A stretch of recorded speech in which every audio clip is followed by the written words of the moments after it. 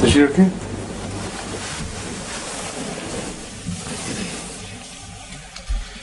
السلام علیکم ورحمۃ اللہ. آج آیت 48 سے شروع کرنا ہے نا، اور کہاں تک تلاوت ہو چکی ہے؟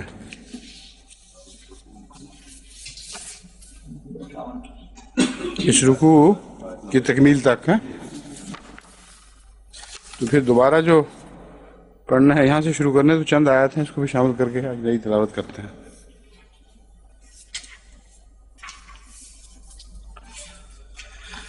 اعوذ باللہ من الشیطان الرجیم، بسم اللہ الرحمن الرحیم.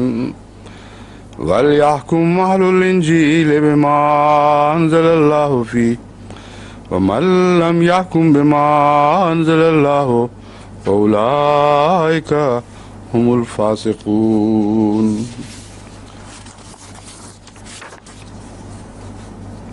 وَأَنزَلْنَا إِلَيْكَ الْكِتَابَ بِالْحَقِّ مُصَدِّقًا لِمَا بَيْنَ يَدَيْهِ مِنَ الْكِتَابِ وَمُهَيْمِنًا عَلَيْهِ فَاحْكُمْ بَيْنَهُمْ بِمَا أَنزَلَ اللَّهُ وَلَا تَتَّبِعْ أَهْوَاءَهُمْ عَمَّا جَاءَكَ مِنَ الْحَقِّ لِكُلٍّ جَعَلْنَا مِنْكُمْ شِرْعَةً وَمِنْهَاجًا وَلَوْ شَاءَ اللَّهُ لَجَعَلَكُمْ أُمَّةً وَاحِدَةً وَلَكِنْ لِيَبْلُوَكُمْ فِيمَا آتَاكُمْ فَاسْتَبِقُوا الْخَيْرَاتِ إِلَى اللَّهِ مَرْجِعُكُمْ جَمِيعًا فَيُنَبِّئُكُمْ بِمَا كُنْتُمْ فِيهِ تَخْتَلِفُونَ. وَأَنِحْكُمْ بَيْنَهُمْ بِمَا أَنزَلَ اللَّهُ وَلَا تَتَّبِعْ أَهْوَاءَهُمْ وَاحْذَرْهُمْ أَنْ يَفْتِنُوكَ عَنْ بَعْضِ مَا أَنزَلَ اللَّهُ إِلَيْكَ فَإِنْ تَوَلَّوْا فَاعْلَمْ أَنَّمَا يُرِيدُ اللَّهُ أَنْ يُصِيبَهُمْ بِبَعْضِ ذُنُوبِهِمْ وَإِنَّ كَثِيرًا مِنَ النَّاسِ لَفَاسِقُونَ. أَفَحُكْمُ الْجَاهِلِيَّةِ يَبْغُونَ وَمَنْ أَحْسَنُ مِنَ اللَّهِ حُكْمًا لِقَوْمٍ يُوقِنُونَ. يَا أَيُّهَا الَّذِينَ آمَنُوا لَا تَتَّخِذُوا الْيَهُودَ وَالنَّصَارَىٰ أَوْلِيَاءَ بَعْضُهُمْ أَوْلِيَاءُ بَعْضٍ وَمَنْ يَتَوَلَّهُمْ مِنْكُمْ فَإِنَّهُ مِنْهُمْ إِنَّ اللَّهَ لَا يَهْدِي الْقَوْمَ الظَّالِمِينَ. فَتَرَى الَّذِينَ فِي قُلُوبِهِمْ مَرَضٌ يُسَارِعُونَ فِيهِمْ يَقُولُونَ نَخْشَىٰ أَن تُصِيبَنَا دَائِرَةٌ فَعَسَى اللَّهُ أَن يَأْتِيَ بِالْفَتْحِ أَوْ أَمْرٍ مِّنْ عِندِهِ فَيُصْبِحُوا عَلَىٰ مَا أَسَرُّوا فِي أَنفُسِهِمْ نَادِمِينَ. وَيَقُولُ الَّذِينَ آمَنُوا وَهَٰؤُلَاءِ الَّذِينَ أَقْسَمُوا بِاللَّهِ جَهْدَ أَيْمَانِهِمْ إِنَّهُمْ لَمَعَكُمْ حَبِطَتْ أَعْمَالُهُمْ فَأَصْبَحُوا خَاسِرِينَ. يَا أَيُّهَا الَّذِينَ آمَنُوا مَن يَرْتَدَّ مِنكُمْ عَنْ دِينِهِ فَسَوْفَ يَأْتِي اللَّهُ بِقَوْمٍ يُحِبُّهُمْ وَيُحِبُّونَهُ أَذِلَّةٍ عَلَى الْمُؤْمِنِينَ أَعِزَّةٍ عَلَى الْكَافِرِينَ يُجَاهِدُونَ فِي سَبِيلِ اللَّهِ وَلَا يَخَافُونَ لَوْمَةَ لَائِمٍ ذَلِكَ فَضْلُ اللَّهِ يُؤْتِيهِ مَن يَشَاءُ وَاللَّهُ وَاسِعٌ عَلِيمٌ. إِنَّمَا وَلِيُّكُمُ اللَّهُ وَرَسُولُهُ وَالَّذِينَ آمَنُوا الَّذِينَ يُقِيمُونَ الصَّلَاةَ وَيُؤْتُونَ الزَّكَاةَ وَهُمْ رَاكِعُونَ. وَمَن يَتَوَلَّ اللَّهَ وَرَسُولَهُ وَالَّذِينَ آمَنُوا فَإِنَّ حِزْبَ اللَّهِ هُمُ الْغَالِبُونَ. يا أيها الذين آمنوا لا تتخذوا الذين اتخذوا دينكم هزوا ولعبا من الذين أوتوا الكتاب من قبلكم والكفار أولياء واتقوا الله إن كنتم مؤمنين وإذا ناديتم إلى الصلاة اتخذوها هزوا ولعبا ذلك بأنهم قوم لا يعقلون قل يا أهل الكتاب هل تنقمون منا إلا أن آمنا بالله وما أنزل إلينا وما أنزل من قبل وأن أكثركم فاسقون قل هل أنبئكم بشر من ذلك مثوبة عند الله ومن لعنه الله وغضب عليه وجعل منهم القردة والخنازير وعبد الطاغوت أولئك شر مكانا وأضل عن سواء السبيل وإذ جاءوكم قالوا آمنا وقد دخلوا بالكفر وهم قد خرجوا به والله عالم بما كانوا يكتمون وترى كثيرا منهم يسارعون في الإثم والعدوان وأكلهم السحت لبئس ما كانوا يعملون لولا ينهاهم الربانيون والأحبار عن قولهم الإثم وأكلهم السحت لبئس ما كانوا يصنعون وقالت اليهود يد الله مغلولة غلت أيديهم ولعنوا بما قالوا بل يداه مبسوطتان ينفق كيف يشاء وليزيدن كثيرا منهم ما أنزل إليك من ربك طغيانا وكفرا وألقينا بينهم العداوة والبغضاء إلى يوم القيامة كلما أوقدوا نارا للحرب أطفاها الله ويسعون في الأرض فسادا والله لا يحب المفسدين ولو أن أهل الكتاب آمنوا واتقوا لكفرنا عنهم سيئاتهم ولأدخلنهم جنات النعيم ولو أنهم أقاموا التوراة والإنجيل وما أنزل إليهم من ربهم لأكلوا من فوقهم ومن تحت أرجلهم منهم أمة مقتصدة فكثير منهم ساء ما يعملون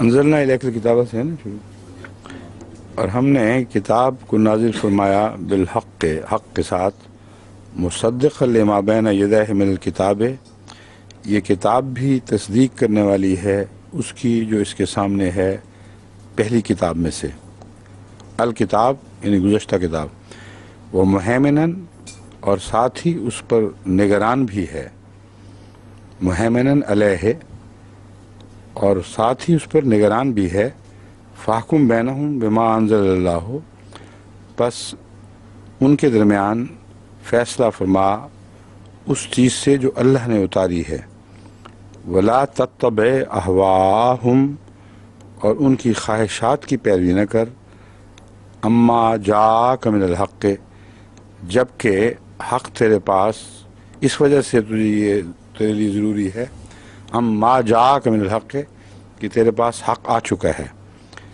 لکل جعلنا منکم شرعۃ ومنہاجا، ان میں سے ہر ایک کے لیے ہم نے شرع بھی بنائی اور منہاج بھی، شرع بھی رستے کو ہی کہتے ہیں اور منہاج بھی ایک کھلے رستے کو کہتے ہیں۔ شرع ایک اصطلاح بن چکی ہے شریعت کی، جس کا مطلب ہے کہ ایسی راہ جس میں قوانین ہوں اور شریعت کے احکامات موجود ہوں، لیکن اس کا اصل وہی رستہ ہے، صرف فرق یہ ہے کہ منہاج ایک عام کھلے رستے کو کہتے ہیں اور شرع در حقیقت اس رستے کو کہتے ہیں جو پانی تک پہنچانے والا ہو۔ تو اس پہلو سے شریعت کے لیے لفظ شرع کا انتخاب بہت پرحکمت ہے، کیونکہ روحانی پانی سیراب کرنے کے لیے جس رستے پر میسر آتا ہے اسی کے قوانین کا نام شرع رکھا گیا یا شریعت۔ دونوں کی جمع ایک ہی ہیں، ایک ہی مادہ ہے، لیکن استعمال میں تھوڑا سا فرق ہے، ایک رستے کے لیے جو پانی تک پہنچائے، ایک شریعت کے اظہار کے لیے۔ دوسرے شرع کا ایک اور معنی بھی ہے جو وہ بھی شریعت سے تعلق رکھتا ہے، وہ جو جنگلی آزاد گھوڑوں یا جانوروں کو پکڑنے کے لیے ایک رسی کا لوپ بناتے ہیں اور دوڑتے دوڑتے پھینک کر ان کو اس میں جکڑ لیتے ہیں اور پھر ان کی تعدیب کرتے ہیں، ان کو تربیت دیتے ہیں، اس رسی کو بھی شرع کہا جاتا ہے۔ تو شریعت کے ذریعے آزاد منش لوگ جن کو رہنے کا سلیقہ نہ آتا ہو ان کو پکڑا جاتا ہے اور پھر ان کی تربیت کر کے ان کو کچھ سے کچھ بنا دیا جاتا ہے۔ تو ہر لفظ جو قرآن کریم کا ہے اس کا انتخاب بہت پرحکمت ہے اور کسی پہلو سے بھی ضرورت سے خالی نہیں، اسی کی ضرورت تھی جس کا انتخاب کیا گیا ہے۔ وَلَوْ شَاءَ اللَّهُ لَجَعَلَكُمْ أُمَّةً وَاحِدَةً، اور اگر اللہ چاہتا تو تمہیں ایک ہی امت بنا دیتا یا بنا رہنے دیتا۔ اس کانٹیکسٹ میں ایک جیسے سب لوگ تھے، ایک ہی تھیلی کے چٹے بٹے تھے، اللہ چاہتا تو اسی طرح تمہیں پڑا رہنے دیتا، لیکن اس نے کیا چاہا، وَلَٰكِن لِيَبْلُوَكُمْ فِي مَا آتَاكُمْ فَاسْتَبِقُوا الْخَيْرَاتِ، لیکن اس نے آزمائش چاہی ہے تاکہ کھڑے کھوٹے کی تمیز ہو جائے، تاکہ ایک ہی تھیلی کے نہ رہیں بلکہ جو ستھرے اور صاف ہیں وہ نتھر کر الگ ہو جائیں۔ بس اس کا ایک ہی طریق ہے، اگر تم ممتاز ہونا چاہتے ہو فاستبقوا الخیرات، نیکیوں میں آگے بڑھو، الی اللہ مرجعکم جمیعا، لوٹ کر تو اللہ ہی کی طرف جانا ہے، الی اللہ مرجعکم جمیعا، تم سب کو اللہ کی طرف لوٹ کر جانا ہے، لیکن کچھ آزمائش پر پورا اتر کے لوٹیں گے، کچھ بغیر اس کے لوٹیں گے۔ اس لیے فرمایا فَيُنَبِّئُكُم بِمَا كُنتُمْ فِيهِ تَخْتَلِفُونَ، تمہارے اختلافات کا اصل فیصلہ تو مرنے کے بعد ہی ہو۔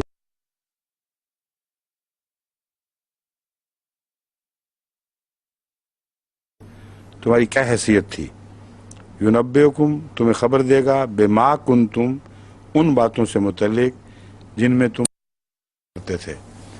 خبر دینے سے مراد فیصلہ کرنا کہ کون حق پر تھا، کون گمراہ تھا۔ یہاں انزلنا الیک الکتاب بالحق مصدقا لما بین یدیہ، یہاں بین یدیہ سے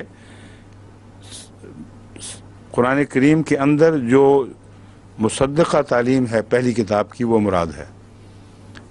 قرآن کریم نے جس تعلیم کی تصدیق کر دی ہے جو پہلے بائبل میں تھی، خواہ وہ اولڈ ٹیسٹمنٹ میں ہو یا نیو ٹیسٹمنٹ میں، دونوں کے حوالے پہلے گزر چکے ہیں، اس کے متعلق اللہ تعالیٰ فرماتا ہے کہ وہ سب کچھ جس یہ کتاب یعنی قرآن بھی تصدیق کرنے والی ہے، یہ کتاب اس کتاب کی جو پہلے گزری ہے، مگر ان باتوں کی جو اس کے سامنے پیش نظر ہیں، اور ساتھ یہ بتا دیا کہ مہیمن بھی ہے، آنکھیں بند کر کے تصدیق نہیں کر سکتی، لازماً بعض چیزوں کو رد کیا ہے جس کو شامل نہیں کیا، کیونکہ مہیمن کہتے ہیں نگران کو کھرے اور کھوٹے میں تمیز بھی کرے اور خیال بھی رکھے کہ ایک چیز راہ راست پر رہے۔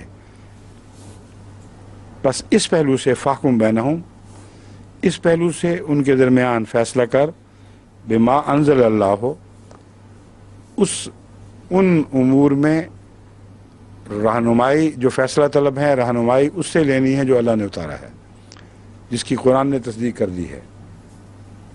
ان کی خواہشات کی پیروی نہیں کرنی، وہ انہوں نے اپنی خواہشات سے بائبل کے کچھ معنی بنا رکھے ہیں، تو جب بائبل کے حوالے سے بھی تصدیق کرنی ہو تو ان شرائط کے ساتھ بائبل سے فیصلہ لینا ہے۔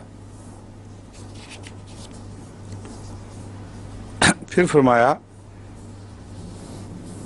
وَأَنِحْكُمْ بَيْنَهُمْ بِمَا أَنزَلَ اللَّهُ وَلَا تَتَّبِعْ هَوَاهُمْ، یہ ذکر کر چکا ہوں اس کا۔ ہاں پھر آگے فرمایا وَاحْذَرْهُمْ أَنْ يَفْتِنُوكَ عَنْ بَعْضِ مَا أَنزَلَ اللَّهُ إِلَيْكَ، اور ان سے خبردار رہ، وَاحْذَرْهُمْ بچ کے رہنا، کیونکہ ان کی پوری کوشش ہوگی کہ تجھے دھوکہ دے کر اس تعلیم سے ہٹا دیں جو اللہ نے اتاری ہے۔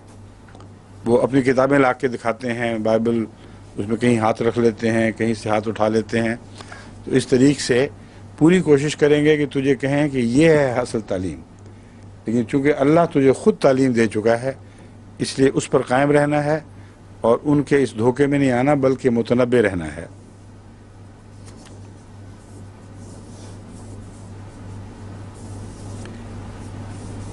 وَاحْذَرْهُمْ أَنْ يَفْتِنُوكَ عَنْ بَعْضِ مَا أَنزَلَ، انہوں نے فتنہ ڈالنا ہے، ضرور کوشش کرنی ہے۔ فَإِن تَوَلَّوْا فَاعْلَمْ أَنَّمَا يُرِيدُ اللَّهُ أَنْ يُصِيبَهُمْ بِبَعْضِ مَا ذُنُوبِهِمْ، بس اگر وہ تجھ سے پیٹھ پھیر کر چلے جائیں اور تیرے صحیح طریق سے اتفاق نہ کریں، یعنی اور انکار کرتے ہوئے بدتمیزی کے ساتھ واپس لوٹ جائیں، تو بغیر سزا کے نہیں رہیں گے۔ فَاعْلَمْ انما یرید اللہ ان یصیبہم ببعض ذنوبہم، کہ اللہ نے یہ ارادہ کیا ہے کہ ان کو ان کے بعض گناہوں کی سزا ضرور دے۔ بس عام حالات میں ان گناہوں کی ضروری فوری پکڑ نہیں تھی، یعنی فوری پکڑ ضروری نہیں تھی، لیکن جب رسول کے پاس چلے جائیں اور فیصلہ چاہتے ہوئے پھر بدتمیزی سے کام لیں اور اپنی منشا کو رسول کے اوپر ٹھونسنے کی کوشش کریں، یہ عمل ان کے گناہوں کی سزا میں جلدی پیدا کر دیتا ہے۔ اس کے بعد اللہ تعالیٰ فرماتا ہے کہ وہ گناہ جو پہلے چھوڑے بھی جا سکتے تھے اب نہیں چھوڑے جائیں گے، ان لوگوں کو ضرور ان کے بعض گناہوں کی سزا دی جائے گی۔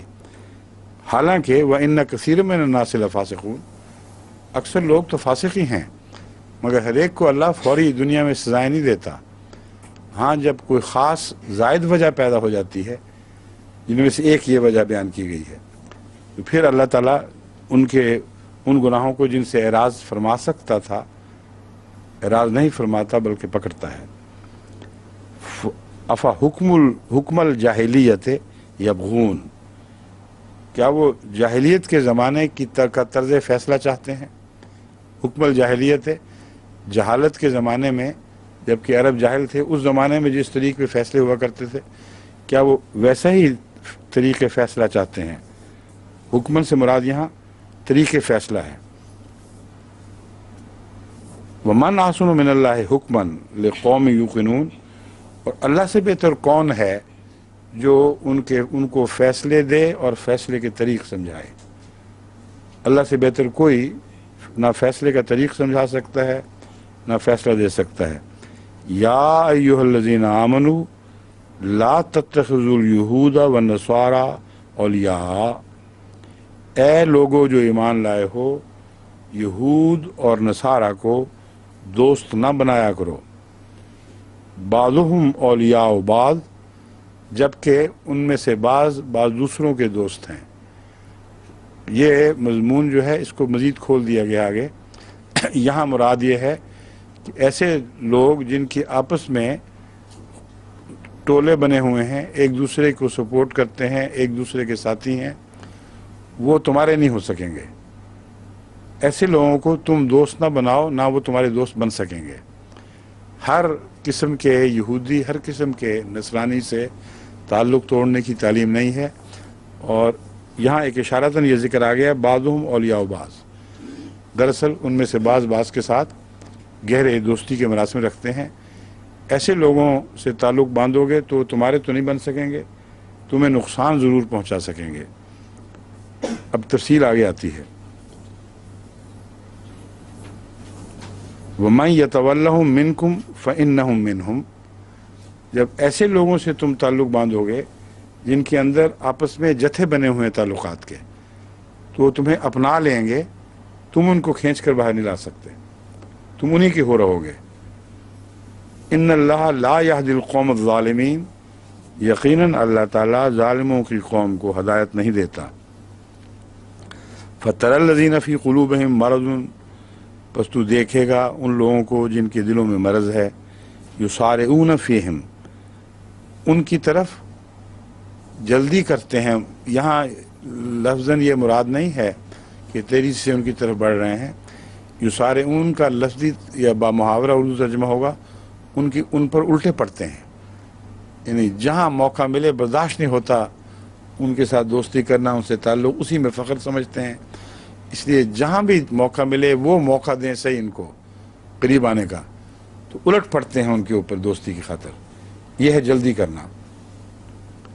یقولون نخشی ان تصیبنا دائرہ، وہ کہتے ہیں ہم اس لیے کر رہے ہیں کہ بعض دفعہ طبی عوامل کے نتیجے میں مرور زمانہ سے انسان کو نقصان پہنچ جاتے ہیں، اور اس قسم کے دوست ہوں، دنیاوی دوست ہوں صحیح، تو وہ ایسے موقعوں پہ کام آ جاتے ہیں۔ تو ہم نے اپنے بچاؤ کی خاطر ان سے دوستی مجبوری ضروری سمجھی ہے۔ یہ بین ہی اسی طرح آج بھی ہو رہا ہے، یہاں بھی، پاکستان میں بھی، دنیا کے دوسرے ملکوں میں بھی بعض احمدی جو احمدیت سے ہٹ کر کناروں کی طرف چلتے ہیں، ان کے دوستی کے دائرے بدل جاتے ہیں۔ وہ احمدی جو احمدی دوستوں کے دائرے میں ہیں وہ باہر بھی تعلق رکھتے ہیں لیکن الٹتے اندر کی طرف ہیں۔ یہ وہ لوگ ہیں جو اندر بھی ایک سرسری سا تعلق رکھتے ہیں مگر الٹتے باہر کی طرف ہیں، اس لیے دن بدن کھسک کر کناروں تک جاتے ہیں، یہاں تک کہ انہی کے ہو رہتے ہیں، پھر واپسی نہیں ہوتی۔ تو یہ کوئی ایسا تاریخی واقعہ نہیں آپ سمجھیں کہ گزشتہ کسی وقت زمانے میں ہوا تھا، اب نہیں ہوگا، ہو رہا ہے آج کل بھی بین ہی اسی طرح کہ گروہ ہمیں پاکستان میں بھی دکھائی دیتے ہیں۔ وہ کہتے ہیں جی یہ تو دنیا داری کی خاطر مجبوری ہے، بلکہ آپ کو بھی فائدہ پہنچے گا ہماری وجہ سے، ان لوگوں سے ہمیں تعلق رکھنے دو، ان کی سیاست میں پڑھنے دو، جب برا وقت آئے گا پھر ہم ہی لوگ کام آئیں گے۔ جب برا وقت آتا ہے تو وہ خود بھی انہی کے ہو چکے ہوتے ہیں اور کام آنے کی بجائے ان سے نقصان پہنچتے ہیں، اور کبھی بھی یہ لوگ دین کے وفادار نہیں ہو سکتے، کیونکہ جیسا کہ اللہ نے فرمایا ہے یسارعون فیہم، ان کی طرف ان کا رجحان ہے تیزی سے جانے کا۔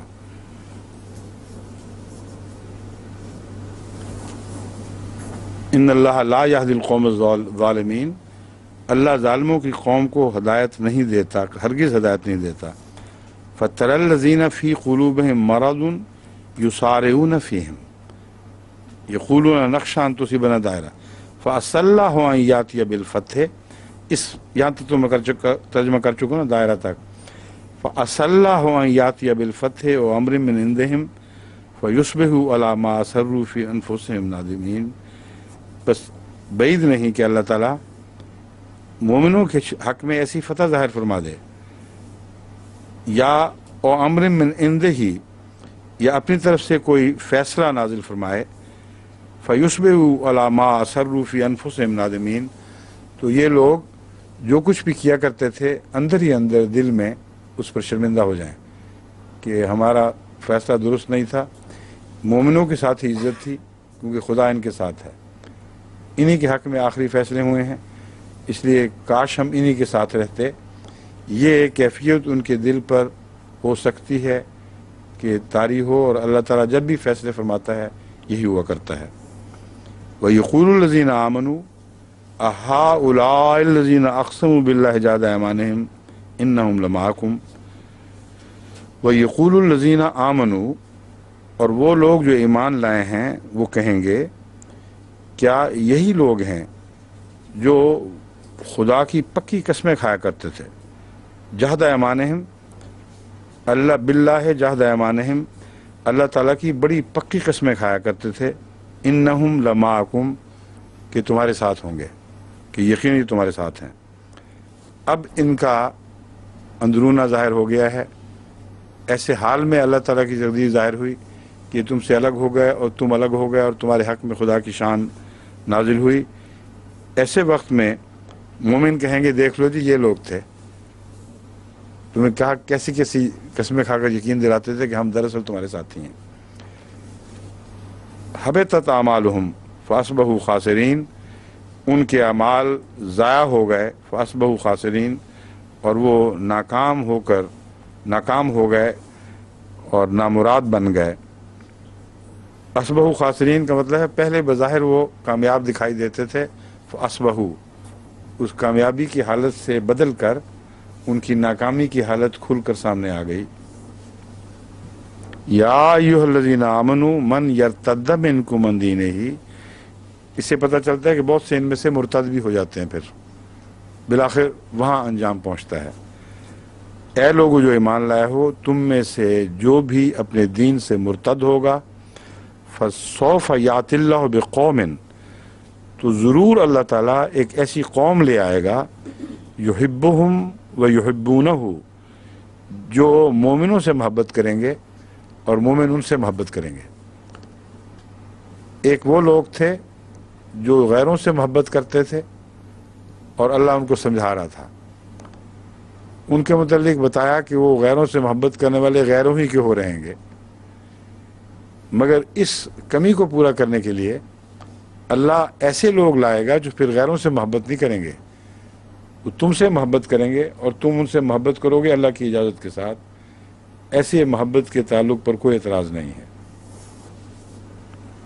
جو نئی قومیں جماعت احمدیہ میں داخل ہو رہی ہیں، وہ اس معمولی سا جو پاکستان میں ارتداد پیش آیا تھا، اس کے نتیجے میں جو اللہ کے وعدے ہیں ان کو ہم ان میں پورا ہوتے دیکھ رہے ہیں. اور حیرت انگیز طور پر پاکستان میں بھی اور باہر بھی نئے آنے والے جماعت سے محبت کرتے ہیں اور جماعت ان سے محبت کرتی ہے. تو یہ کوئی ایسی پیشگوئی بات نہیں ہے جو ماضی میں رہ گئی ہو، یہ ایک جاری مضمون ہے جسے ہم اپنی آنکھوں سے دیکھ رہے ہیں.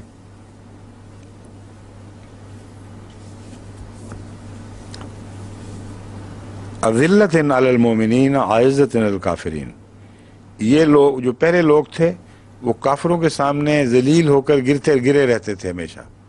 ان کو صاف سلامت کرنا، ان کے سامنے جھکنا، ان کو بڑا کہنا، اور مومنوں کے سامنے شانیں دکھاتے تھے کہ ہم تو فلاں کے دوست ہیں، فلاں تعلق والے ہمارے ساتھ ہیں. اب یہ جو آنے والے لوگ ہوں گے ان کے بدلے وہ الٹ جائیں گے، وہ کافر مومنوں کے حضور جھکے رہیں گے، ان کے ساتھ عاجزی سے پیش آئیں گے، اور کافروں کے مقابل پر وہ سخت ہوں گے، ان کا اثر قبول نہیں کریں گے. عزت علی الکافرین یجاہدون فی سبیل اللہ، اور پھر ایسے ہوں گے جو خدا کی راہ میں جہاد کرنے والے ہوں گے، ایک سوسائٹی کا بیکار حصہ نہیں ہوں گے. ولا یخافون لومۃ لائم، اور کسی ملامت کرنے والی کی ملامت کا خوف نہیں کریں گے. اب یہ مضمون دیکھ لیں، تمام وہی نفسیاتی الجھنوں والا مضمون ہے جو آہستہ آہستہ دین سے ہٹنے والوں کی کیفیت کو بیان کرتا ہے. اس کو الٹ دیں، ہر چیز اس کی الٹا دیں تو یہ نقشہ ابھرتا ہے. وہ لومت لائم سے ڈرا کرتے تھے، وہ غیروں کے تانوں سے ڈرتے تھے، وہ سمجھتے تھے کہ عزتیں ان کے پاس ہی ہیں، اور وہ ساری نفسیاتی کیفیات جو ان کی تھی اس کے نتیجے میں وہ مرتد ہو کر انہی کے ہو گئے. ان کے بدلے جو آئے ان میں ایک بھی وہ خرابی نہیں ہوگی جو ان لوگوں میں پائی جاتی تھی.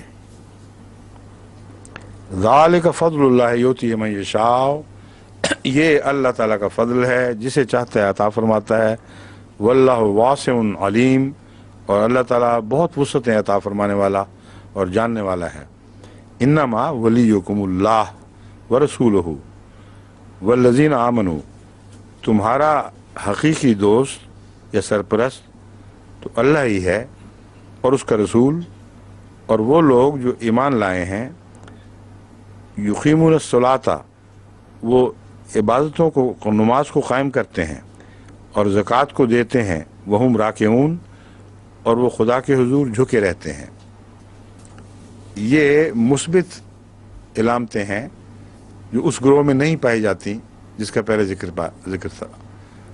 وہ اپنی منفی علامتوں سے بھی پہچانے جاتے ہیں جن کا ذکر ہو گیا ہے، لیکن یہاں مثبت علامتیں بیان ہوئی ہیں جو ان میں نہیں پائی جاتی. ایسے لوگ جن میں یہ صفات ہوں وہ منافقانہ طور پر آپ سے سرسی تعلق نہیں رکھتے، وہ نمازیوں ہی کا ہی ہوتا ہے اصل میں. خدا کے حضور جھکے رہنے والا غیر اللہ کے سامنے نہیں جھکتا. تو ان تمام منفی صفات کا برعکس مضمون یہاں بیان فرمایا. وہ لوگ کون ہیں تمہارے دوست؟ نماز کو قائم کرتے ہیں، زکوٰۃ کو دیتے ہیں، اس میں غریبوں کی خدمت اور چندے خدا کے دین کی خاطر سب خرچ، یہ لفظ زکوٰۃ کے اندر آتا ہے، اصطلاحی زکوٰۃ مراد نہیں ہے. وہم راکعون، اور ہمیشہ ان کا تعلق تسلیم و رضا کا تعلق ہے، وہ جھکے رہتے ہیں، ان میں کوئی اکڑ فو نہیں ہوتی. وَمَن يَتَوَلَّ اللَّهَ وَرَسُولَهُ وَالَّذِينَ آمَنُوا فَإِنَّ حِزْبَ اللَّهِ هُمُ الْغَالِبُونَ. بس جو کوئی اللہ سے اور اس کے رسول سے اور ان لوگوں سے جو ایمان لائے تعلق قائم کر لے تو جان لو. یہ مفہوم ہے جو اس میں شامل ہے، وہ لفظوں میں نہیں. یعنی لفظاً تو یہ ظاہر تو نہیں فرمایا کہ جان لو، لیکن یہ معنی اس مضمون میں داخل ہیں. تو ترجمہ یہ بنے گا تو جان لو کہ یقیناً اللہ کا گروہ ہی وہ گروہ ہے جو غالب آئیں گے، اللہ کے گروہ والے ہی ہیں جو غالب آئیں گے. یا ایھا الذین آمنوا، اے لوگو جو ایمان لائے ہو، لا تتخذوا الذین اتخذوا دینکم ہزوا ولعبا، کہ ان لوگوں کو آگے آئے گا اولیاء، آخر پر اولیاء آتا ہے جو اس کا مفعول ہے دراصل. اے لوگو جو ایمان لائے ہو، ان لوگوں کو جنہوں نے تمہارے دین میں ہنسی مذاق ٹھٹے سے کام لیا، وہ لعبا، اور اسے کھیل تماشا سمجھا. ان لوگوں کے مقابل پر جن کو کتاب دی، یا ان لوگوں میں سے جن کو کتاب دی گئی تم سے پہلے، یعنی اہل کتاب، والکفارہ، اور اسی طرح دوسرے انکار کرنے والے جتنے ہیں ان کو اولیاء نہ بناؤ. یعنی جب کہا جاتا ہے کہ دوست نہیں بنانا تو محض کفر یا محض اہل کتاب سے وابستگی اس کی وجہ نہیں ہے، بلکہ جن میں یہ صفات پائی جاتی ہوں کہ تمہارے دین کو حقارت سے دیکھتے ہوں، اس پہ مذاق اڑاتے ہوں اور سمجھتے ہوں کہ یہ لوگ پاگل ہیں، پتہ نہیں کیا بےہودہ حرکتیں کر رہے ہیں، ایسے لوگوں کو دوست نہیں بنانا. واتقوا اللہ ان کنتم مومنین، اللہ کا تقوی اختیار کرو اگر تم ایمان لانے والے ہو. وَإِذَا نَادَيْتُمْ إِلَى الصَّلَاةِ اتَّخَذُوهَا هُزُوًا وَلَعِبًا، اور جب تم نماز کے لیے بلاتے ہو تو اسے وہ ہنسی مذاق کا ذریعہ بنا لیتے ہیں. ایسی روزمرہ اطلاعیں ملتی رہتی ہیں یہاں مغرب میں مختلف ممالک سے کہ یہ لوگ جو ہیں، بعض ان کے اسکول کے ساتھی، بعض اساتذہ تمسخر اڑاتے ہیں، دیکھو جی یہ کیسی پاگلوں والی حرکتیں کر رہے ہیں. ذالک بانہم قوم لا یعقلون، اصل بات یہ کہ ان کو عقل ہی کوئی نہیں، بے وقوف لوگ ہیں جو عقل والے بنے پھرتے ہیں. اس لیے ان کو مذاق اڑانے دو. بے شک بے وقوف کا مذاق ویسے دراصل سب سے زیادہ برا لگتا ہے. عقل مند جب مذاق کرتا ہے تو اس مذاق میں کوئی حکمت ہوتی ہے، کوئی بات ہوتی ہے. بسا اوقات جس سے مذاق کیا جاتا ہے اگر اس سے انفیریورٹی کمپلیکس نہ ہو تو انجوائے بھی بہت کرتا ہے. لیکن بیوقوف ایسی بات پہ ہنستا ہے اور آپ ہی ہنسی چلی جاتا ہے جاہلوں کی طرح، کہ وہ واقعی غصہ آ جاتا ہے کہ بڑا بیوقوف ہے، کس بات پہ ہنس رہا ہے، اپنا نقصان کر رہا ہے اور سمجھ ہی نہیں رہا اپنے مفاد کو. تو وہ بہت چڑھانے والی ہنسی ہوتی ہے جو بیوقوف کی ہنسی ہو. تو یہ تو تکلیف کے فقدان کا ذکر نہیں، تو میں تم یہ سوچ لیا کرو ہیں پاگلی، اس خیال میں کوئی تسلی ڈھونڈ لیا کرو کہ آخر پاگل لوگ ہیں، انہوں نے یہی کام کرنا ہے. قل یا اہل الکتاب هل تنقمون منا الا ان آمنا باللہ، اور اس مذاق میں بیچ میں دشمنی کار فرما ہوتی ہے. اور یہ ایک ایسا قاعدہ کلیہ ہے جو میں نے ہمیشہ زندگی میں دیکھا ہے کہ بے وقوف کا مذاق ہمیشہ دشمنی پر مبنی ہوتا ہے، سینس آف ہیومر پر نہیں. بہت سے مذاق کرنے والے ہیں جن کی سینس آف ہیومر تیز ہے وہ برداشت نہیں کر سکتے، سینس آف ہیومر کا موقع آئے گا تو بیان کر دیں گے. کئی ہیں جو طاق میں رہتے ہیں، کوئی بدتمیزی کی بات کریں، کوئی نقصان پہنچائیں تو وہ اپنی دشمنی کا اظہار بھونڈے مذاق میں کرتے ہیں. بس اگر بھونڈے مذاق کی وجہ دشمنی ہے تو وہ ایک ذلیل چیز ہے، اور ان لوگوں کے مذاق میں دشمنی وجہ ہے. ورنہ نارمل آدمی ہو جس کو دشمنی نہ ہو وہ مومن کی بات پر ہنستا نہیں ہے. یہ بارہا میں نے تجربہ کیا ہے، کئی دفعہ باہر نمازیں پڑھنی پڑی ہیں. ان لوگوں میں سے جن کو اسلام سے نفرت یا دشمنی نہ ہو وہ عبادت کرتے ہوئے دیکھ کر اتنا مرعوب ہوتے ہیں کہ آدمی حیران رہ جاتا ہے. ان کے دل میں عزت پیدا ہو جاتی ہے، وہ سمجھتے ہیں کہ یہ شخص ایسا ہے جس کا خدا سے تعلق ہے. بعض کھڑے ہو کر انتظار کرتے ہیں، دعا دے کر سلام کر کے اجازت لے کے پھر جاتے ہیں، اور بعض تو دیکھتے ہوئے تمسخر سے گزر جاتے ہیں. وہ ہمیشہ وہی ہوتے ہیں جن کو اسلام سے دشمنی ہے. تو اللہ تعالیٰ نے دیکھیں وہی مضمون یہاں بیان فرمایا ہے کہ تو ان کو یہ کہو، ہنسنے والوں کو، کہ کیا تم ہمارے ایمان باللہ کے سوا بھی کوئی قابل نفرت بات دیکھتے ہو؟ یہی بات ہے نا کہ ہم اللہ پر ایمان لے آئے ہیں، اور اس چیز پر ایمان لے آئے ہیں جو ہماری طرف اتاری گئی، اور اس پر بھی جو پہلے تمہاری طرف اتاری گئی تھی. یہاں تمہاری کا لفظ تو نہیں ملتا مگر مراد یہی ہے. تو ہم تو قدر مشترک والے لوگ ہیں، اور بھی زیادہ تمہاری بے وقوفی ہے. برا تب مناتے اگر ہم تمہاری تعلیم کا انکار کر کے کوئی جدا تعلیم اس سے کاٹ کر پیش کرتے. ہم تو تسلسل کے قائل ہیں، اس بات کا اقرار کرتے ہیں کہ اللہ ہی نے تمہیں بھی کتاب دی تھی، اللہ ہی نے ہمیں بھی کتاب دی تھی. اس کے باوجود جو تم دشمنی کرتے ہو تو حد سے زیادہ حماقت ہے. اور ان کی ہنسی اس حماقت کا بچہ ہے، وہ پے در پے حماقت کا مجموعہ بن جاتی ہے.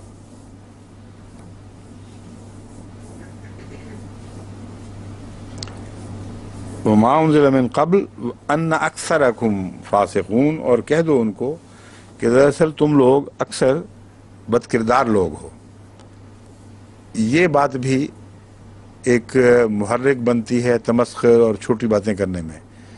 جو لوگ بد کردار لوگ ہوں وہی دشمنی میں بھی جلدی آگے بڑھتے ہیں، اور ان کی بد کرداری کا ایک یہ بھی اظہار ہوتا ہے بدتمیزی، دوسروں پر خام خانسی کرنا. تو نتیجہ یہ نکالا کہ بات یہ ہے کہ تم میں سے اکثر ہیں ہی بد کردار. قل هل انبئکم بشر من ذلک مثوبۃ عند اللہ، تو ان سے کہہ دے کہ کیا میں تمہیں خدا تعالیٰ کی طرف سے بدلے کے طور پر کوئی ایسی بات نہ بتاؤں جو تمہاری حرکت سے بہت زیادہ شر والی بات ہے، یعنی تمہارے حرکت کا نتیجہ. تم جو جس حرکت میں ملوث وہ شر ہے، لیکن اس شر سے جو شر پیدا ہونا ہے اور خدا کے نزدیک اس کے بدلے کے طور پر پیدا ہوگا، کیا میں تمہیں اس سے متنبع نہ کروں؟ تو یہاں جو بدلہ ہے اور مصوبہ، یہ اس کا تعلق ہے آپس میں. شر تو ہے ہی تمہارا، مگر اس شر سے ایک اور شر پھوٹے گا جو تم پر پڑے گا، اور یہ جو شر ہے تم اپنی طرف سے ہم پر ڈال رہے ہو. من لعنہ اللہ وغضب علیہ، وہ شر جو تمہارے شر سے پھوٹنے والا ہے وہ یہ ہے کہ وہ شخص، یعنی یہاں شر سے مراد پھوٹنے والا شر نہیں، مراد یہ ہے شریر اور شرارت والا، وہ جو اپنی شرارت کے لحاظ سے بہت ہی ذلیل ہو. بعض دفعہ شر کا معنی شر ہوتا ہے، بعض دفعہ شریر کی جمع بھی شر ہوتی ہے. شر من تحت عدیم السماء میں وہاں شرارت نہیں بلکہ شریر مراد ہے، آسمان کے نیچے بدترین مخلوق. تو آیت پر آگے بڑھنے کے بعد مجھے یہ سمجھ آئی ہے جو پہلا ترجمہ تھا شرارت وہ نہیں، بلکہ کیا تمہیں ہم اس سے زیادہ شریر حال کی خبر نہ دیں جو تمہاری شرارت کے نتیجے میں پیدا ہوگا اور تم اس کے مظہر ہوگے، یہ مراد ہے.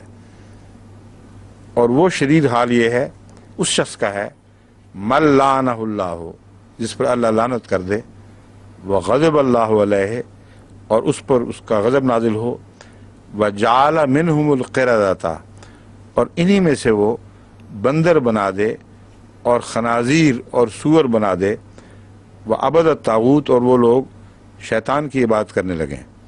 उलाइक शर्रु मकानम व अदल्लु अन सवाइ सबील, ये है जो बदतरीन दर्जा है, बदतरीन मकाम है।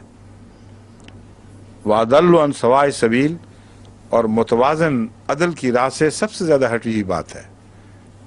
ये तवाज़ुन खो देंगे तो इस अंजाम को पहुँचेंगे।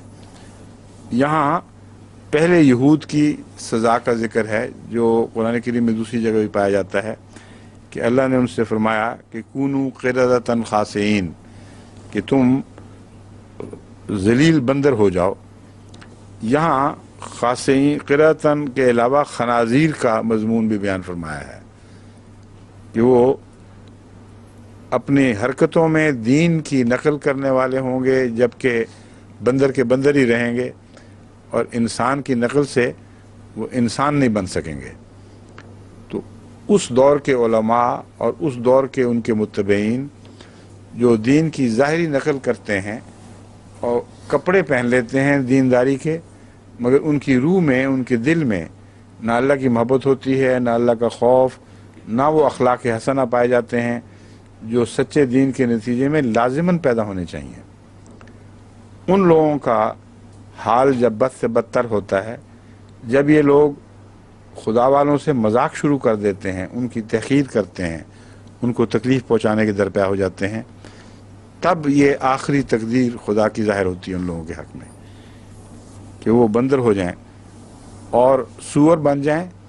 सूअर के अंदर जो सिफ़ात हैं नुमायाँ, वो एक तो उसका चाल चलन गंदा, दूसरे सूअर खुद अपनों को खाता है, अपने मुर्दार को भी सूअर खा जाता है। मैं पहले भी बयान कर चुका हूँ, ये ख़ास सूअर की बात है जिसे पेश नज़र रखना चाहिए। आम तौर पर सब्ज़ी खोर जानवर है, गोश्त खोर जानवरों में इसका शुमार नहीं है। और गोश्त खोर जानवर जो हैं वो उनमें शेर, चीते, भेड़िए हैं। शेर, चीते और भेड़ियों का जब कोई मरता है तो उसको नहीं खाते। सूअर जो गोश्त खोर नहीं है और सब्ज़ी खोर है, जब सूअर का बच्चा मर जाए तो उसको खा जाते हैं। तो ये जो खबीस सिफ्त है ख़ास, ये इतनी नुमायाँ है इस जानवर में कि अगर हम ये कहें कि अल्लाह ने इसी सिफ्त के ख़िलाफ़ एहतजाज पैदा करने की खातिर हमारे दिलों में सूअर का गोश्त हराम किया है तो बड़ी माकूल वजह है। इसका मुझे इस तरह इल्म हुआ कि हमारे यहाँ वहाँ अहमदनगर में पास जो ज़मीनें थी मेरी, उनमें जाया करता था मैं रोज़ाना सुबह शाम। तो सूअर की बात सिफ़ात सामने आई। हमने आज हल चलाया, गंदम बोई, सुहागा तेरा, दूसरे दिन सूअर हल चला देता था और बाकायदा फल इसका होता है आगे, उसको फल कहते हैं, उससे बाकायदा हल चलाता है। जो अभी कॉम्पलें फूटी हुई थी सारी उजाड़ देता है कम वक्त हमारा, और इस्तेमाल कम करता है, नुकसान ज़्यादा पहुँचाता है। और बाग उजाड़ने हो, फसलें उजाड़नी हो तो सूअर से बढ़कर उजाड़ने वाला और कोई नहीं। ये जब हर हरकत देखी तो मैंने एक्सपर्ट से राय मालूम की कि अब इसका क्या करना चाहिए, क्योंकि वैसे सूअर को मारना बड़ा मुश्किल काम है और वैसे भी एक मकरूह सी चीज़ है कि आदमी सूअर मारना ही शुरू कर दे। वो तो हज़रत ईसा अलैहिस्सलाम ही करेंगे जब आएंगे तो यानी इनके नज़दीक। मैंने उसको एक्सपर्ट्स को बुला के पूछा तो उन्होंने कहा अमेरिका में एक नया तरीक़ा ईजाद हुआ है जिसको बहुत ही मुफीद देखा गया है और पाकिस्तान के ज़रूरी डिपार्टमेंट ने वो मंगवा भी ली है चीज़।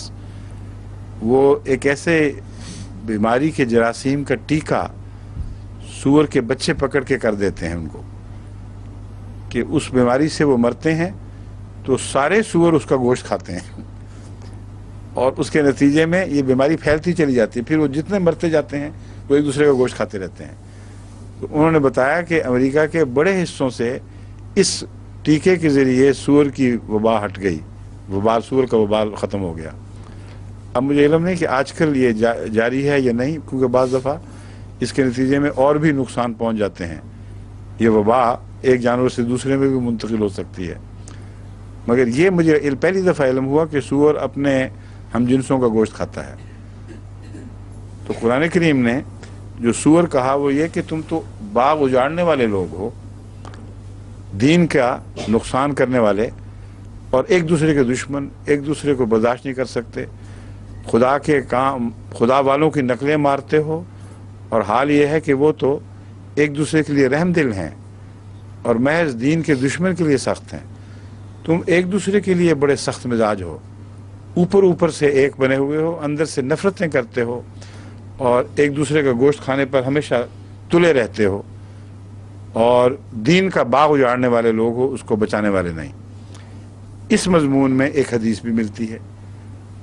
اب وہ حدیث جب ہم بیان کرتے ہیں تو اس کے نتیجے میں تکلیف ہوتی ہے لوگوں کو، مگر الفاظ حضرت رسول اکرم صلی اللہ علیہ وسلم کے ہیں، حدیث کے الفاظ ہیں، اس لیے چونکہ وہ قرآن سے مطابقت رکھتے ہیں، اس لیے یہ کہنا کہ وہ حدیث روایت کرنے والے لوگ ایسے بھی ہیں جو کمزور ہیں، یا حدیث کی ایک کسی کمزور کتاب میں وہ موجود ہے، یہ کوئی معقول عذر نہیں، کیونکہ وہ احادیث جو بین ہی قرآن سے مطابقت رکھتی ہوں ان کو غلط یا جھوٹا کہنے والا غلط اور جھوٹا ہوگا، کیونکہ رسول اللہ علیہ وسلم وہی کہیں گے جو قرآن نے کہا ہے۔ ایک موقع پر آپ نے فرمایا کہ یہ امت جو رسول اللہ علیہ وسلم کی طرف منسوب ہوتی ہے، ایسا بدقسمت زمانہ آئے گا جب کہ یہ لوگ یہود کی طرح ہو جائیں گے، جیسا کہ پہلی امت یہود میں ہوا، 72 فرقوں میں بٹ جائیں گے۔ یہ کس حد تک یہود کی طرح ہوں گے، اس کی کچھ تفاصیل اس حدیث میں موجود ہے جہاں یہ وعدہ فرمایا گیا، اور کچھ تفاصیل دوسری حدیث میں ہیں۔ ایک حدیث میں آتا ہے کہ وہ زمانہ جس میں امت میں اختلافات پھیلیں گے، ایک دوسرے سے مخالف ہوں گے، ہر ایک اپنی ڈگر پر چل پڑے گا، لوگ عامت الناس گھبرا کر، یہ فضا کا زمانہ رسول اللہ صلی اللہ علیہ وسلم نے فرمایا ہے، اختلافات کا زمانہ اور گھبراہٹ بھی ہوگی ساتھ، لوگ علماء کے پاس جائیں گے کہ ان سے ہدایت مانگیں کہ آخر اس صورتحال میں ہمیں کیا کرنا چاہیے۔ تو رسول اللہ صلی اللہ علیہ وسلم کے الفاظ ہیں فَإِذَا هُمْ قِرَدَةٌ وَخَنَازِيرٌ، کیا دیکھیں گے کہ وہاں تو سور، بندر اور سور بیٹھے ہوئے ہیں، علماء ہے ہی نہیں۔ اب یہ جو تعجب ہے، اذا ہم تعجب کا ہے، او ہو دیکھو یہ کیا ہو گیا، وہاں تو علماء نہیں، بندر اور سور بیٹھے ہوئے ہیں۔ اب یہ جو حدیث ہے اس آیت کے ساتھ ملا کر پڑھیں تو دیکھیں کتنا کامل مضمون ابھرتا ہے۔ یہ کسی زمانے میں ضرور ہونا ہے، قرآن نے یہود کے مطابق کے تعلق میں بیان کر دیا ہے، لازماً ہوا ہے، اور وہ ساری صفات ان میں پائی گئیں۔ آئندہ زمانے میں کسی میں لازماً ہونا ہے، کیونکہ اسی آیت پر مبنی رسول اللہ علیہ وسلم کا پیغام ہے آئندہ کے لیے کہ خطروں سے بچے رہنا، یہ ہونے والا ہے واقعہ۔ پھر اب سوال یہ ہو گیا ہے کہ نہیں ہوا، صرف یہ بحث رہ جاتی ہے۔ اس لیے ہم جب کہتے ہیں کہ دیکھو بچ کے رہو، کیا کر رہے ہو، کہتے ہیں نہیں یہ ابھی نہیں ہوا، آئندہ ہونا ہے، تو پھر تم کس امید پر کوشش کر رہے ہو کہ مسلمانوں کو بد حال سے بچا لو؟ کیونکہ اگر یہ حال آنے والا ہے تو اللہ ہی رحم کرے۔ اگر موجودہ حالت ابھی امن کی حالت ہے، ابھی تم لوگ شریف علماء ہو، تو جب وہ بدبخت زمانہ آئے گا، جب ایسے علماء تمہارے نزدیک پیدا ہوں گے، انکار تو کر ہی نہیں سکتے تم، قرآن بیان کا ہے، رسول اللہ صلی اللہ علیہ وسلم اس کی تائید میں پیشگوئی کر رہے ہیں، اس وقت امت کا کیا حال ہوگا؟ تو تمہاری کوششوں کا یہ انجام ہے، جو حرکتیں تم کر رہے ہو تم وہ نہ صحیح، مگر اس کے نتیجے میں یہ نسلیں تمہاری آنے والی ہیں، اس کو پیش نظر رکھ لو۔ تو قرآن کریم کو اگر علماء غور سے پڑھیں تو بہت پرحکمت تنبیہات ہیں، پرحکمت ایسی کہ انسان کو نفسیاتی لحاظ سے سمجھ آ جاتی ہیں کہ یہی ہوا کرتا ہے، یہی ہونا چاہیے، اور تنبیہات اس لیے کہ اللہ اور رسول کی طرف سے بطور وعید کے، بطور وارننگز کے وہ موجود ہیں قرآن و حدیث میں۔ ہاں اگر دیکھنے والی آنکھ نہ ہو تو وہ مجبوری ہے، اور ایسے لوگ پھر لازماً شیطان کی عبادت کرنے لگتے ہیں، نام اللہ کا ہے، ان کی عبادت کا رخ شیطانی ہے۔ اولئک شر مکانا واضل عن سواء السبیل، یہی ہیں وہ لوگ جو اپنے مرتبے کے لحاظ سے شریر ترین ہیں، ان سے بڑھ کر شریر مرتبے والا آدمی ممکن نہیں. اس لیے الشر من تحت عدیم السماء کو پڑھ لیں. اب یہاں وہ حدیث بھی قطعی رسول اللہ علیہ وسلم کی طرف سے جو تھی ان کے قرآن میں مبنی ہے. فرماتا ہے شر من علماؤہم شر من تحت عدیم السماء. حضرت صلی اللہ علیہ وسلم فرماتے ہیں کہ ان کے علماء آسمان کے پردے کے نیچے شر سب سے زیادہ شریر مخلوق ہوں گے. اور شریر مخلوق کا یہ نقشہ کھینچا گیا ہے. شر مکانن سب سے شریر ان کا مرتبہ ہے. اور انصاف کی راہ سے سوائے سبیل سے دراصل معنی ہے انصاف کی راہ, توازن کی راہ, عدل کی راہ, اس سے یہ دور ترین ہوں گے, انصاف کے قریب تک نہیں پھٹکیں گے. وَإِذَا جَاءُوكُمْ قَالُوا آمَنَّا. اب منافقین کا ذکر دوبارہ شروع ہو گیا ہے. پہلے بھی آ رہا تھا مل جملہ جلا, کہیں منافقین کہیں کافروں کا ذکر. تو اب اللہ تعالیٰ فرماتا ہے وَإِذَا جَاءُوكُمْ قَالُوا آمَنَّا. منافقین جو جب تمہارے پاس آتے ہیں تو کہتے ہیں ہم ایمان لے آئے. وَقَدْ دَخَلُوا بِالْكُفْرِ وَهُمْ قَدْ خَرَجُوا بِهِ. اور وہ کفر ہی سے نکلے تھے, کفر ہی میں داخل ہوئے اور کفر ہی سے پھوٹے تھے. تمہارے اندر ان کا آنا ایک فرضی بات ہے. بنیادی طور پر یہ منافق کافر ہیں. دخلوا بالکفر, جب وہ کہتے ہیں کہ ہم ایمان لائے, یہ بہت ہی فصیح و بلیغ کلام ہے. تو یہ فرمایا دخلوا بالکفر, کیونکہ ایمان نہیں لاتے تو ایک ایمان کا دعویٰ کرنے والے جب جھوٹا دعویٰ کرتا ہے تو وہ اور بھی پکا کافر ہو جاتا ہے. تو وہ کہتے ہیں ہم ایمان لے آئے, حالانکہ اسی فعل کی وجہ سے وہ کفر میں داخل ہو گئے. وَقَدْ خَرَجُوا مِنَ الْكُفْرِ, کفر ہی سے نکلے تھے. اب یہ جو آیت کی تفصیل ہے بین ہی یہی حدیث میں بھی موجود ہے. اب کس کس بات کا انکار کریں گے؟ یہ منہم تعود الفتنۃ, وہ کیا ہے الفاظ؟ منہم تخرج الفتنۃ وفیہم تعود.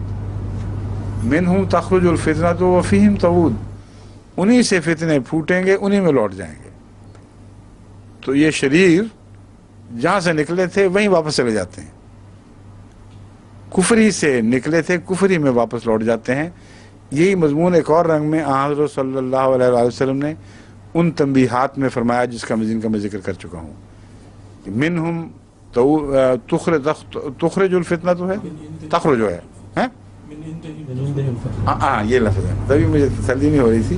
من عندہم تخرج الفتنۃ وفیہم تعود, یہ الفاظ ہیں. انہی میں سے فتنے پھوٹیں گے, تخرج الفتنۃ وفیہم تعود, اور انہی میں لوٹ جائیں گے.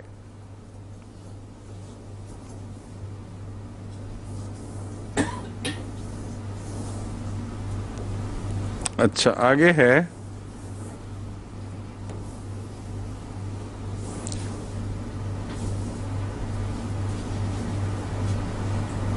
اس سے اوپر ہے انسوائے سبیل کے بعد آئے گا نا یہ, ٹھیک ہے. خرجوا بہ واللہ عالم بما کانوا یکتمون, اور وہ چیزیں جو وہ چھپاتے ہیں ان کو اللہ سب سے زیادہ جانتا ہے, یعنی ان سے بھی زیادہ جانتا ہے. جو چھپائے ہوئے ہیں ان کی حقیقت کو اللہ سب سے زیادہ جانتا ہے. وَتَرَىٰ كَثِيرًا مِّنْهُمْ يُسَارِعُونَ فِي الْإِثْمِ. اب ان کی بھی ایک حالت ہے, جلدی جلدی کس طرف بڑھتے ہیں, کن باتوں کی طرف الٹے پڑتے ہیں. وہ یہ ہے یسارعون فی الاسم, گناہ کی طرف ان کا طبعی رجحان ہے, بڑی تیزی سے الٹتے ہیں. والعدوان, اور سرکشی اور زیادتی, توازن کھو دینا اور کسی پر زیادتی کر دینا. وَأَكْلِهُمُ السُّحْتَ, اور حرام کھانے میں. لَبِئْسَ مَا كَانُوا يَعْمَلُونَ, بہت ہی برا ہے جو وہ کرتے ہیں. لولا ينهاهم الربانیون والاحبار عن قولهم الاثم. وہ لوگ جو ربانی کہلاتے ہیں اور الہی کلام کی حفاظت پر مامور ہیں, یعنی احبار, جن کے سپرد ہے کہ وہ کلام الہی کی حفاظت کریں اور ان کو کتابوں میں صحیح طور پر درج کریں اور دیکھیں کہ اس میں کوئی انسان اپنی طرف سے داخل نہیں کرتا. یہ ایک خاص طبقہ تھا یہود کا جو احبار کہلاتا تھا, ان کی خصوصیت سے یہ ذمہ داری تھی، اسپیشلائز جاب جس کو کہتے ہیں، ان کا یہی تھا۔ تو اللہ تعالیٰ فرماتا ہے کہ جو اللہ والے لوگ ہیں اور جو تورات کی حفاظت پر مامور ہیں، وہ کیوں ان لوگوں کو ان کے گناہ والی گناہ گار باتوں اور حرام خوری سے روکتے نہیں؟ لبیس ما کانوا یصنعون، بہت ہی برا ہے جو وہ کرتے ہیں۔ وقالت الیہود ید اللہ مغلولہ، اور یہود کہتے ہیں، قالت کا لفظی ترجمہ تو یہ ہے یہود نے کہا، مگر قرآن کریم میں ماضی اور مستقبل اس طرح بامحاورہ انداز میں بیان ہوئے ہیں کہ خود بخود پتہ چل جاتا ہے کہ یہاں ماضی کی بات نہیں بلکہ استمرار ہے۔ قالت الیہود، اور یہود کہتے ہیں، ید اللہ مغلولہ، یعنی شروع کیا تھا کہنا کسی زمانے میں، اب تک کہہ رہے ہیں، یہ معنی بنے گا۔ اللہ کے ہاتھ بند ہو گئے ہیں، بند کر دیے گئے ہیں، یعنی باندھ دیے گئے ہیں۔ مغلولہ بند چیز کو کہتے ہیں، اور گویا خدا کے ہاتھ مفلوج ہو گئے ہیں، ان میں کوئی طاقت نہیں رہی۔ غلت ایدیہم، خود انہی کے ہاتھ باندھے گئے ہیں یا بند کر دیے گئے ہیں لفظاً۔ وَلُعِنُوا بِمَا قَالُوا، لفظ سے مراد ہے لفظی ترجمہ ہوگا بند کر دیے گئے ہیں، لیکن ہاتھوں کے لیے ہاتھوں کو الگ تو نہیں کسی کمرے میں بند کیا جاتا، جب ہاتھوں کے لیے آتا ہے بند کر دیے گئے تو مراد ہے وہ باندھ دیے گئے ہیں۔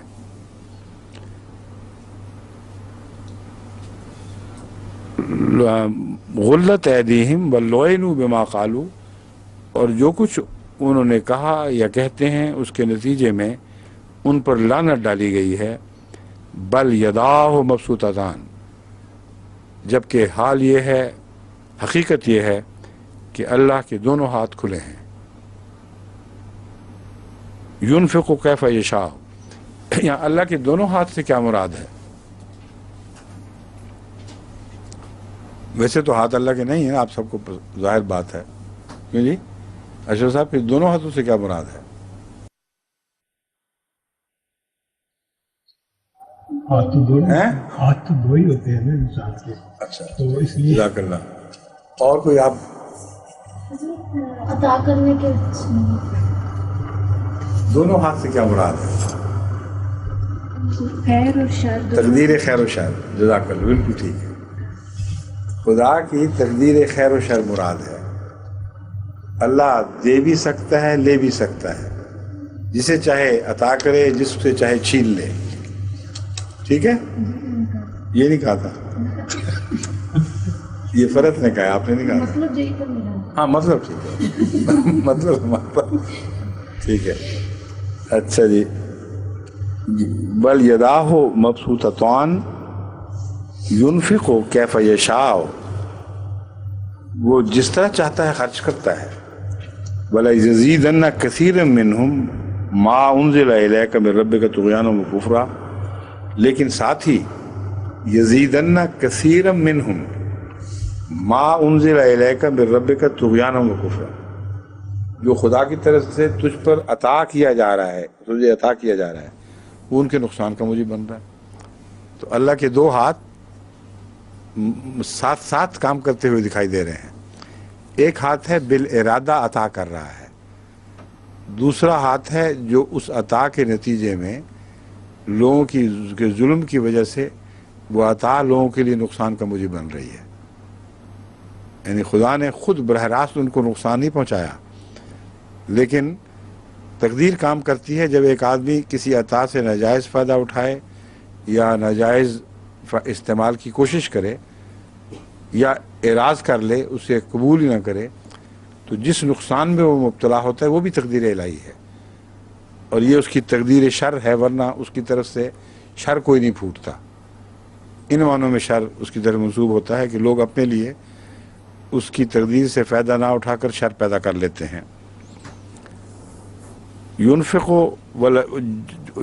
کیف یشاء، وہ عطا فرماتا ہے جس طرح چاہتا ہے، خرچ کرتا ہے جیسے چاہتا ہے۔ وَلَيَزِيدَنَّ كَثِيرًا مِّنْهُمْ، لیکن ان میں سے اکثر ضرور بڑھ جائیں گے اس چیز کے نتیجے میں جو انزل الیک، جو تجھ پر اتاری گئی، من ربک، تیرے رب کی طرف سے۔ کس میں بڑھ جائیں گے؟ طغیانا و کفرا، سرکشی میں، بغاوت میں اور انکار میں۔ وَأَلْقَيْنَا بَيْنَهُمُ الْعَدَاوَةَ وَالْبَغْضَاءَ، اور ہم نے ان کے درمیان دشمنی اور بغض ڈال دیا الی یوم القیامت، قیامت کے دن تک۔ اب یہاں بھی ہم نے ڈال دیا سے مراد نہیں ہے کہ بے وجہ باہر سے اللہ کے ایک ہاتھ نے دشمنی ڈالی۔ اللہ کی تقدیر شر سے مراد یہ ہے کہ جو شخص بھی برا ہونا چاہے اس کو برا ہونے دیتا ہے، اور چونکہ ان کی یہ حرکتیں بغض پر منتج ہونی لازماً تھیں، اس لیے اللہ تعالیٰ نے قیامت تک کے لیے ان کے لیے یہی تقدیر مقرر فرما دی کہ وہ آپس میں ایک دوسرے کا بغض کرتے رہیں گے، ایک دوسرے سے پٹے رہیں گے اور انکار میں لیکن جب بغض اور عداوت ہے تو دو الگ الگ اس کے معنی ہیں، ان کو پیش نظر رکھنا چاہیے۔ آپس میں جو عداوت ہے، ایک معنی یہ بنتا ہے القینا بینہم العداوۃ، والبغضاء کا ایک معنی یہ بنتا ہے ان کو آپس میں عداوت، آپس میں بغض میں بڑھا دیا۔ دوسرا ہے ان کے درمیان نیکی کے خلاف جو دشمنی ہے، ان کے درمیان جو نیک لوگوں سے بغض ہے، اس میں بھی وہ اسی وجہ سے بڑھ گئے کہ اللہ تعالیٰ نے جس پر چاہا جیسی تعلیم اتاری، یعنی رسول اللہ صلی اللہ علیہ وسلم کو کامل تعلیم دی ہے، تو اس کے دو نتیجے بیک وقت ظاہر ہوتے ہیں۔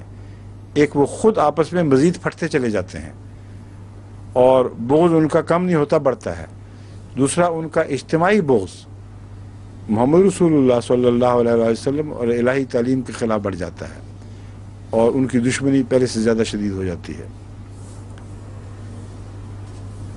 کلما اوقدوا نارا للحرب، اب اس کا جواب یہ دیا گیا ہے کہ جب کبھی بھی وہ لڑائی کی آگ بھڑکائیں گے اور مخالفت کی آگ جلائیں گے، اطفا اللہ اسے بجھا دیا کرے گا۔ مومنوں کے بس میں تو نہیں کہ ان کی مخالفت اور لڑائیوں کی بھڑکی ہوئی آگ کا مقابلہ کر سکیں، مگر اللہ اسے بجھا دیا کرے گا۔ وَيَسْعَوْنَ فِي الْأَرْضِ فَسَادًا، جبکہ وہ زمین میں فساد کرتے پھریں گے، اور یہی ان کا پیشہ ہے، وہ کرتے رہیں گے فساد۔ لیکن مومنوں کے لیے جب بھی آگ بھڑکائی جائے گی، اسے تقدیر الہی بجھا دیا کرے گی۔ وَاللَّهُ لَا يُحِبُّ الْمُفْسِدِينَ، اور اللہ تعالیٰ مفسدوں سے محبت نہیں کرتا۔ وَلَوْ أَنَّ أَهْلَ الْكِتَابِ، لیکن اب وقت ہو گیا ہے، اسی آیت پہ ختم کرتے ہیں، نوٹ کر لیں۔ اس کے بعد تلاوت والے کتنے رکوع رہ گئے ہیں؟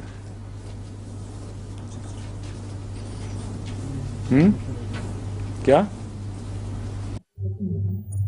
اس کے بعد نئی تلاوت ہونے کی کافی میں صحیح کور کیا کتنے اندازہ لگانا۔ اچھا جی، السلام علیکم و رحمۃ اللہ۔ باقی پھر انشاءاللہ آئندہ ہوگا یا